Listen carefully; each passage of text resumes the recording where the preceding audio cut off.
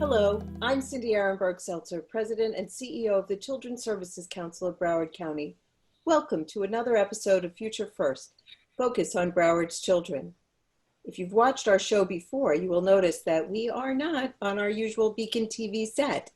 Rather, like much in pandemic times, Future First has moved to a virtual platform that we hope will continue to convey information and resources to you, our audience.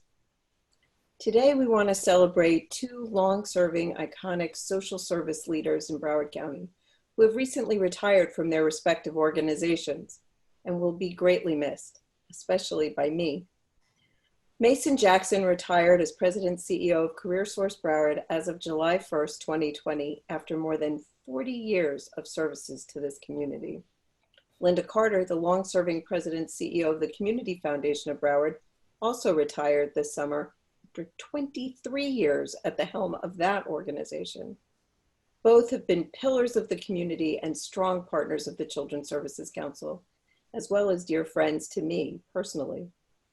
I will talk to them about how they've seen Broward grow and change during their time here, their perspective on some of their partnerships with CSC, their insight into what the future holds for our community, and their own personal plans for the future. Welcome to both of you. So good to see you, even though I miss not being able to hug you. Yeah. So Mason, I want to start with you. You have seniority here after 40 years of service. Tell us a little bit about how you've seen Broward County change over your 40 years here. Oh my gosh, Cindy, it's been an enormous change. You know, we've gone from about 900,000 people in 1976 when I first got here to twice that now. People don't realize that Broward has more people than 12 states and the District of Columbia. In fact, I just saw a statistic that says we're the 17th most populous county in the nation. And I saw the population move west. Fort Lauderdale was really the center of power, and the population center now has moved to 441, right at the center of the county. You know, it used to be that there was nothing but cows on the west side of 441 when I first got here. Flamingo Road was dirt. Spring break was the biggest thing happening. And the airport terminal was basically one building, and you could drive right up, park your car, and go inside with no one hustling you along. Wow. We still had a large migrant and seasonal farm worker population in the south and the northwest part of the county. So Broward has really gone from a sleepy tourist destination to part of a megalopolis stretching from West Palm to Miami. It's virtually impossible now to tell when you've left one city and entered another. The airport and seaport are major economic engines, and the rise of the cruise industry has been phenomenal. And we've seen the increasing influence of the technology, communications, and aviation industries in Broward. And of course, our recreational marine industry alone is about $10 billion in South Florida. You know, the boat show is the largest one in the world and is the benchmark by which all other boat shows set their dates. And it has the economic impact in Broward of the Super Bowl, and it's here every year. Wow, that's and I've also witnessed the remarkable, wonderful diversity of the county.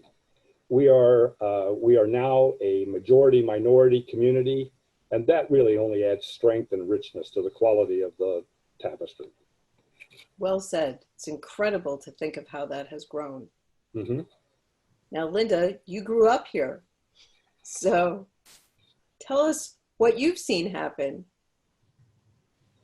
It's fun to listen to Mason recite those facts. I'm a native, and so oh my God. I lived it. And, you know, there are stories, there are stories how Broward was so different. Tell us.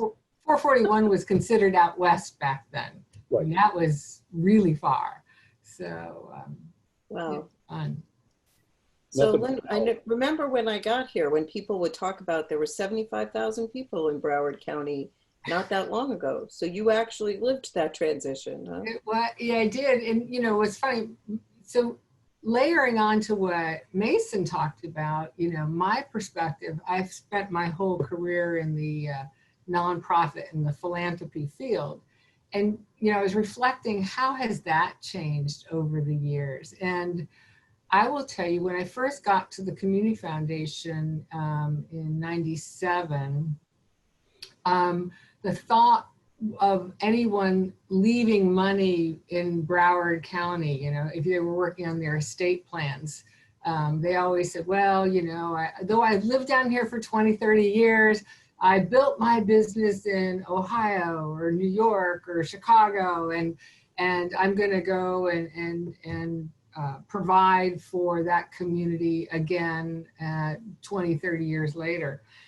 And that has changed. I think philanthropy has really strengthened in our community.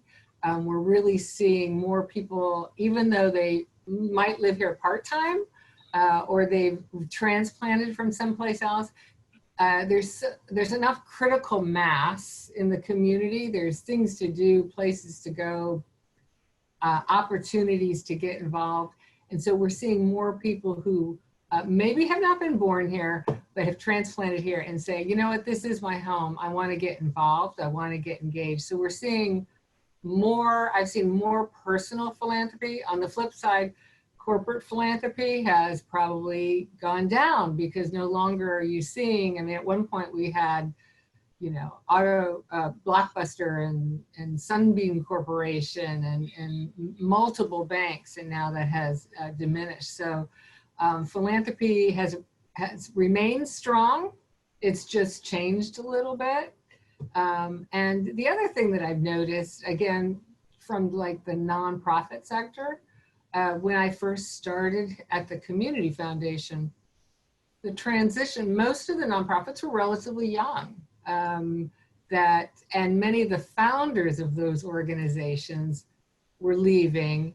And so I was part of a new wave of leadership.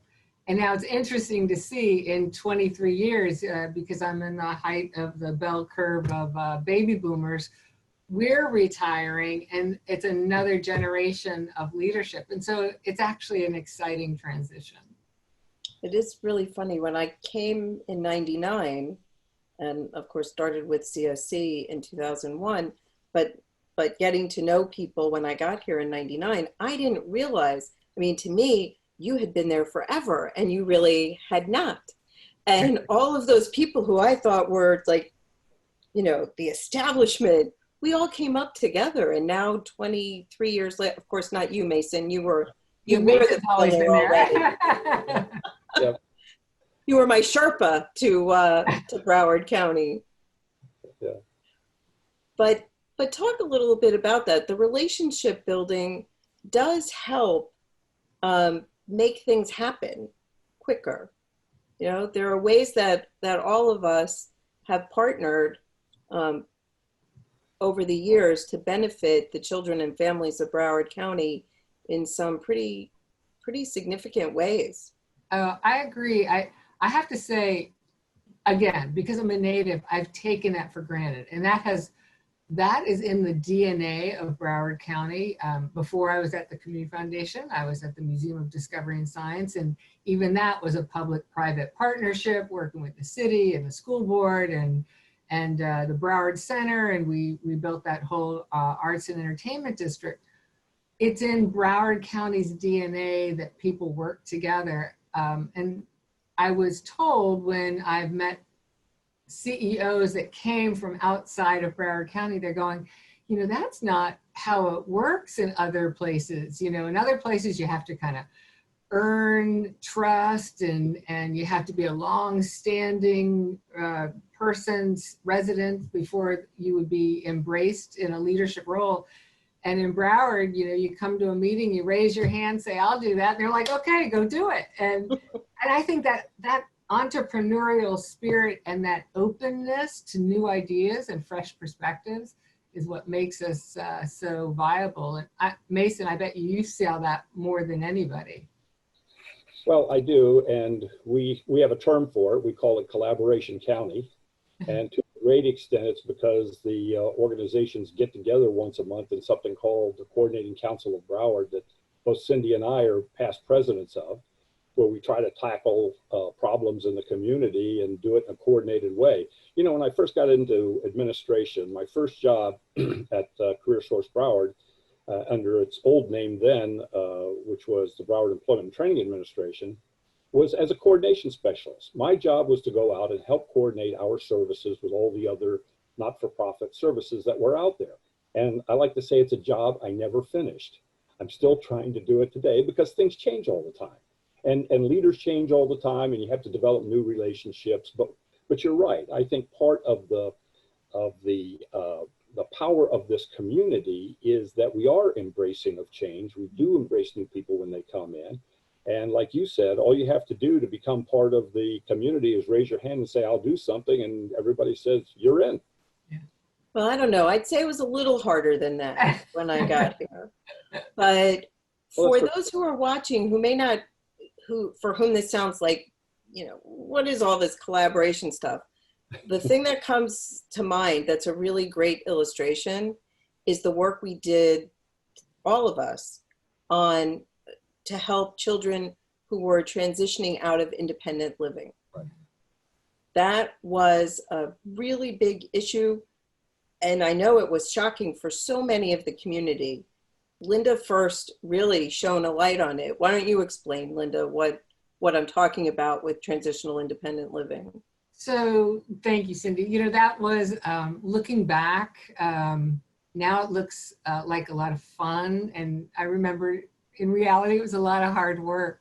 But it came to our attention that young people who were aging out of foster care, really at 18, all of a sudden, now at that time, was asked they had to leave the system. They had to, what we found out is many of these young people hadn't finished their high school even at 18 because they've lived in multiple houses and were academically behind in the scheme of things. So they hadn't graduated from high school. Most of them never got their learner's permit or their driver's license because the foster care family couldn't put them on their insurance, and that was too expensive, and they didn't have a car to begin with. Some of these young people had families of their own already. And so, at 18, we had to cast a light on it because, a lot of folks said, well, at 18, I was pretty independent, but they didn't realize they had a mom and a dad that was there to support them and help them along the way. So we had to put a spotlight on it. And it was pretty scary for us at the time because the Community Foundation was much smaller then, and that all we could do was really put a spotlight on it. We did not have the financial resources to come close, or even the intellectual acumen at the time. We really needed thought leaders. We needed resources. There was no one entity that was going to be able to make it stronger. And that was very exciting. I mean, Cindy jumped right in, Mason jumped right in, others jumped right in. And we all agreed that we didn't really know what we were doing and know our way, but we were just gonna really knock it out. And it was just so exciting to see how a whole safety net of infrastructure, of organizations who tweaked what they were doing, just bringing people to the table. I remember one meeting we held where there was a nonprofit who said, I have beds for kids who age out of foster care, but I don't really know how to find them because they're scattered. And the person right next to them said, I'm working with kids who age out of foster care who need beds. I didn't know you had that. And so they went off and started talking. So it just reminded me the power of when we say collaboration, it's just making the time. Collaboration's hard. It's making the time to leave the office, to come together, to have the conversation, to share what you know, to share what you don't know, and be willing to change. And Mason helped find them jobs. Cindy, you wrapped around them in an enormous way and tweaked what some of your funding guidelines were. The Community Foundation came in with the resources we could. The Junior League jumped on. The United Way jumped on. It was a beautiful thing. And that's where, go ahead, Mason. I was going to say, and sometimes it's just a question of awareness.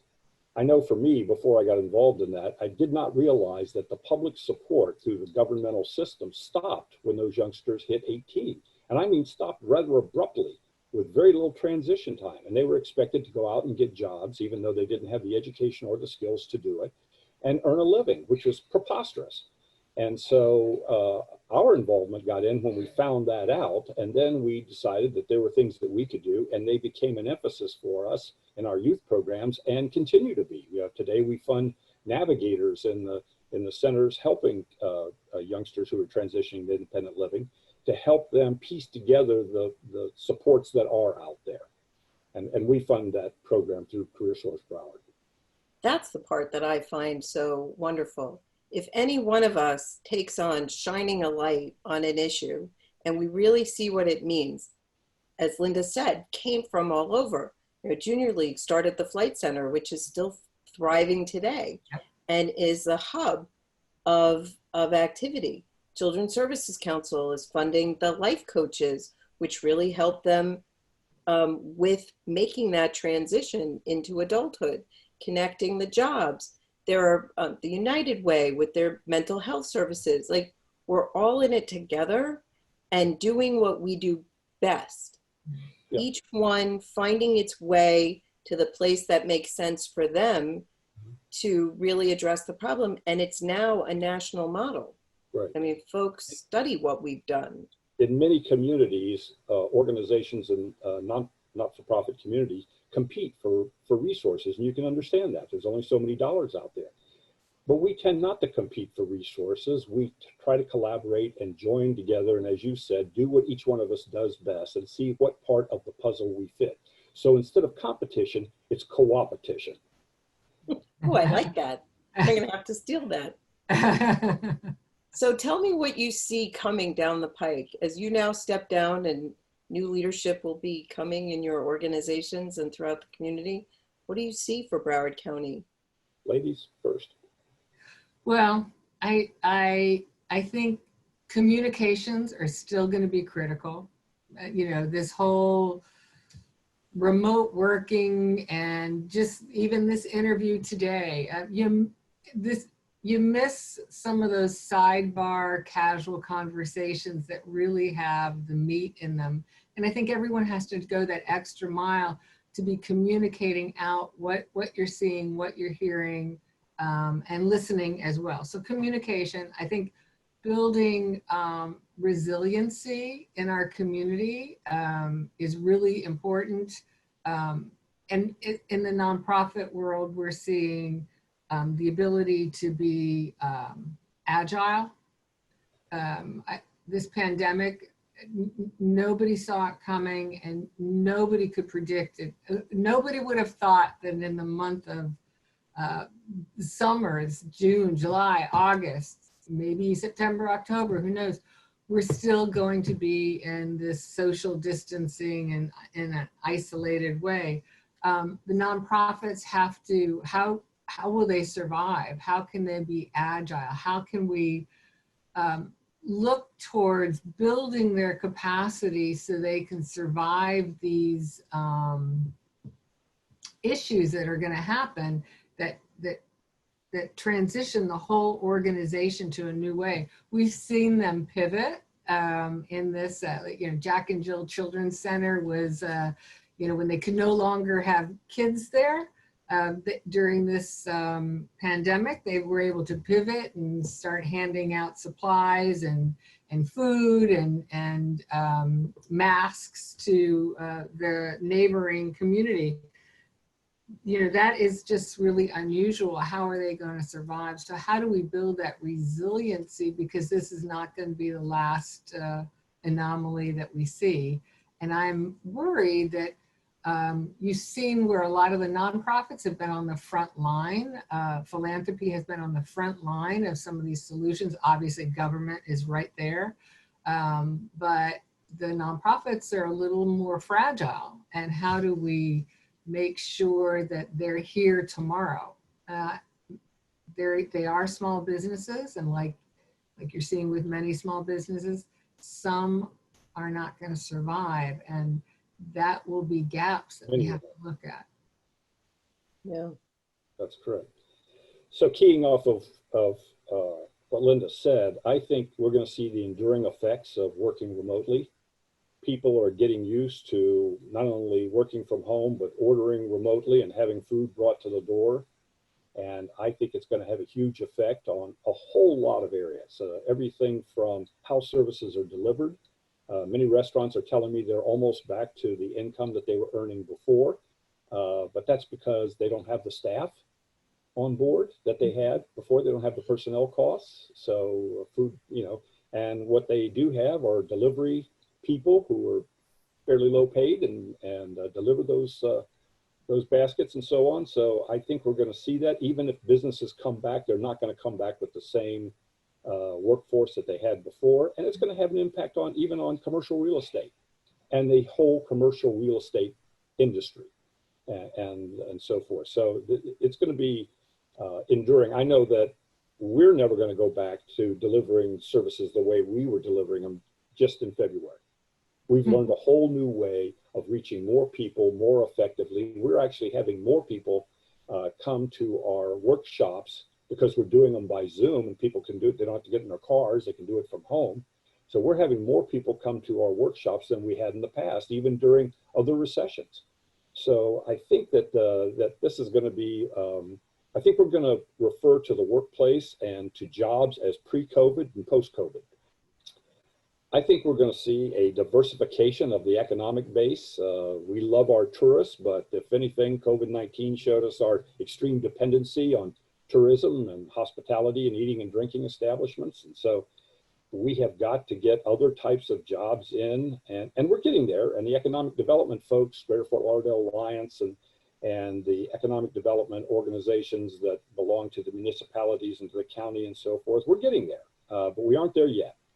And so we need to get to a place where a hit to one particular industry doesn't just cripple us. And we need better jobs and better wages in order to afford to live here. I think you're going to see better alignment between education and employers. It's good now, but those lines of communication will need to stay open as business models evolve and they change and the nature of the industry mix changes. We really are blessed with public and private post-secondary education, whether it's Kaiser University or Broward College or the 3 technical colleges. They do an outstanding job of training people, but they're also eager to serve the needs of industry. And I think going forward, we're going to see a greater alignment there. Before, Mason, I hate to interrupt you, but I want to make sure we're running out of time. And I want to make sure to hit on something that's so important today.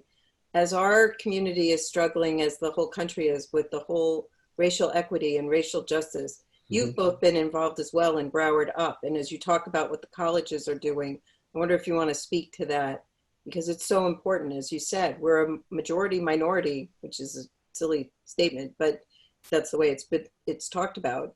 Right. As that is the case in Broward County now, what is happening? Well, there's several efforts by both economic development and Broward College, and has pulled in other education providers to take education to the people in the disadvantaged communities and try to figure out how we can get more of those folks into post-secondary education and to the college experience. So I think that that's going to be a continuing trend as we begin to focus on the people who are most in need and don't have the skills to enter a job in any economy, whether it's a good economy or not. Okay, so Broward Up is one of those, which is Broward Unlimited Potential. That's what that stands for. And I think they're doing a good job of getting that started. I think we're going to see more work-based learning strategies, more things like apprenticeships and internships and work experience and on-the-job training, because the traditional model is to learn and then go earn. But with these work-based learning strategies, you earn while you learn. And I think that this is going to be something that's going to be needed. And I think the industries are going to embrace this more and more. And I think parents are going to reevaluate the college experience. They're going to realize that college may not be the bargain that it was at one time, and it may not be the only road to success. Apprenticeships, for example, you can own your own business and be quite successful. So I think we're going to see a reevaluation of the whole college experience. I could talk to the two of you for hours, and I'm sure we will, but I want to give you each a minute to tell us how you're going to stay involved and keep serving even in different ways, the people of Broward County, because we can't lose you. So Mason, how about you first? Okay. Well, I'm not going anywhere. I'm not moving anywhere. I'm going to be in Broward, and I'm going to stay involved. I'm sure I'll see you and other people at community-wide meetings and plug myself in where I can and how I can, given that it doesn't conflict with my definition of retirement. That's fair enough. And Linda, my friend? Oh gosh, Cindy, right now I'm chilling and I'm enjoying that. But yeah, you know, this is my community. This is where I grew up and this is where I'm staying at Lake Mason. I'm not going anywhere. And so I'm enjoying this time to actually spend some time to do the things that I've always wanted to do. But I'm involved with, I'll always be involved with the Community Foundation because my husband and I, we have an endowed fund at the Community Foundation. So as I shared with them, I'll still be able to participate in their events. And this time I'll be able to eat and drink because I won't have to do any work. I can be enjoying myself. And you know, I'm involved on a couple boards and I still enjoy doing that, Funding Arts Broward and staying connected. But that's, you know, I was doing some historical research on my mom and dad recently, creating a kind of a narrative book, and realized I am the person I am because they got involved in their community here when they moved here in the early 50s. And so for all the parents out there, your children model your behavior, be involved, and your kids will be involved too. That is a perfect place to stop. Although I could talk to both of you forever. And I plan on it. You're not going far. To my viewers, as you've heard, the legacy these two pillars of our community are leaving behind after decades of service will be long-standing. We know that although retired, they'll continue in different capacities to support the work that helps to improve the lives of children and families of Broward. I, for one, look forward to continuing to reach out to them for the wise counsel and support they've always given me. Thank you, Mason and Linda, for everything you've accomplished and the foundations you've laid for Broward County to continue to grow and prosper. Thank you, Cindy. Thank you, Cindy. It's been a pleasure working with you, and I look forward to working with you in the future. I've been your host, Cindy Ehrenberg-Seltzer. For this or any other episode of Future First Focus on Broward's Children, go to our website, www.cscbroward.org, where you can access our YouTube channel. You can follow us on social media, and remember to join us next time on Future First Focus on Broward's Children.